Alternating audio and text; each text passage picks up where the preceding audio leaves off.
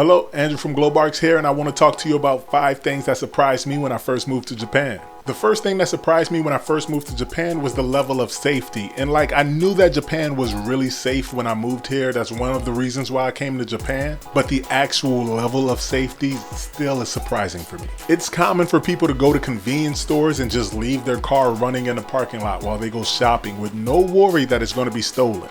The one that surprises me the most is that if you're in a public place where you need to reserve a seat, let's say like you're at a park or something like that, people will leave their purse, their wallet, their phone, something valuable in that location to reserve their seat. Let's say they have to go to the bathroom. They'll put those things there and run to the restroom to let people know, hey, someone's sitting here and reserving this seat. It's way more likely that someone will take the stuff and bring it to a police box because they thought you lost it instead of stealing it for themselves. Another thing that surprised me about Japan was their trash can rules. Throwing away things in Japan is extremely complicated. Even at work, there are tons of companies that don't let you throw away your trash into their trash cans. You have to bring your own bag and take your trash back home with you to throw away. And when you do get home, throwing away your trash at home is still complicated. Depending on where you live, the rules are a little different, but a lot of places you need different colored bags for different colored trash. You can only take them out on certain days, and they come as few as once a month for some types of trash.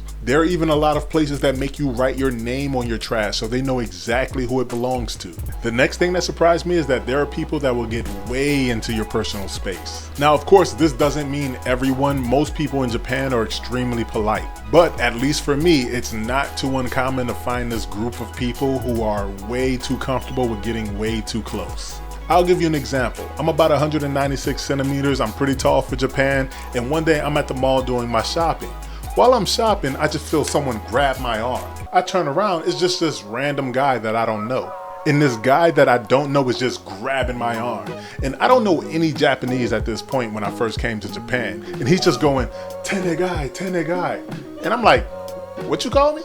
And then the next thing he does is even crazier. He's grabbing my arm and then he goes like this to go call his kids over, where he's just like, "Oh my God, your arms are so long. Oh my God." And I'm just like, what is going on right now? But that was definitely one of the weirdest experiences I've had in Japan, but it was not the only one I've had like that.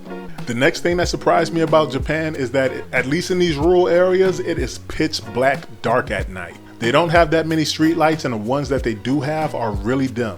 If you are going out at night, you better have on a reflective vest, a flashlight, or something that can make yourself visible, because it is extremely dark in these rural areas. The last thing that surprised me about Japan is that people run everywhere.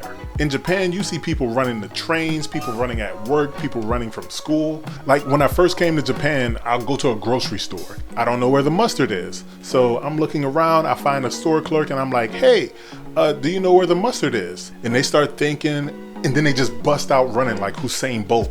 And I'm confused, I don't know what's going on. So I'm like, okay, I'm supposed to follow them. I start running with the store clerk. I don't know what's going on. Now it's just both of us running through the store like, "Mustard!"